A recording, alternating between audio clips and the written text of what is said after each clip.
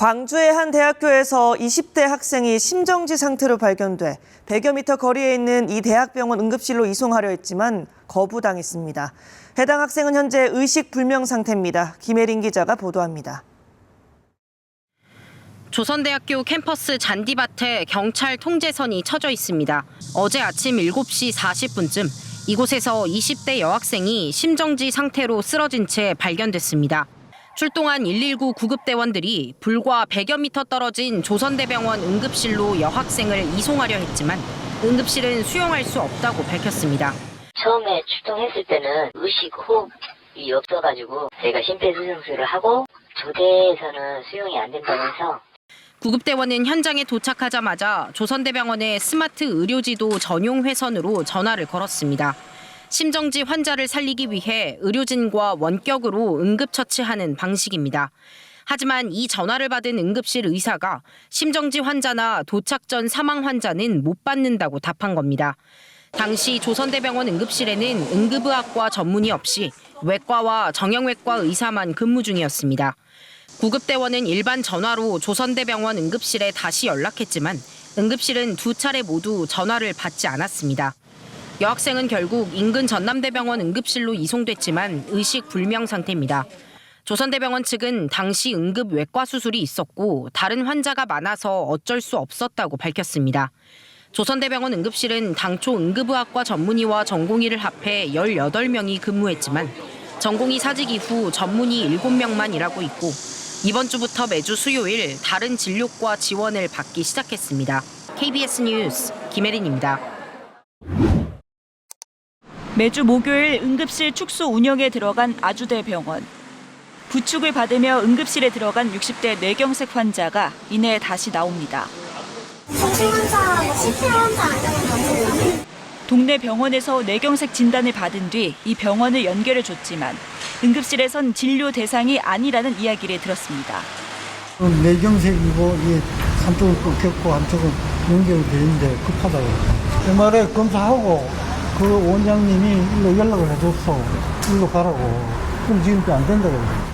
정부는 주요 병원에 군의관 등 250명을 보내기로 하고 이 중 15명은 응급진료에 차질을 빚은 5개 병원에 긴급 파견한 상태. 하지만 어제 아주대 병원에는 투입 예정이던 군의관 3명 중 1명만 배치됐습니다. 이대 목동병원에는 군의관 3명이 투입됐다가 병원과 면담 후 응급실 근무에 부적합한 걸로 판단돼 전원 다시 군부대로 복귀했습니다. 군의관 이해가 좀 달라서 업무 조정이 좀 원만하게 이루어지지 못하는 그런 사례들도 지금 계속 보고가 되고 있습니다. 복지부는 국방부와 추가 협의를 통해 군의관 배치를 서두르기로 했습니다. 추석 연휴 기간 전국 409개 응급실별로 1:1 전담 책임관을 지정해 진료 공백 발생에도 대응합니다. 현재 응급실 상황에 대해선 일부 어려움은 있지만 붕괴나 마비는 아니라며 상황을 과장하거나 과도한 불안 조장에 신중을 기해달라고 강조했습니다. KBS 뉴스 홍진아입니다.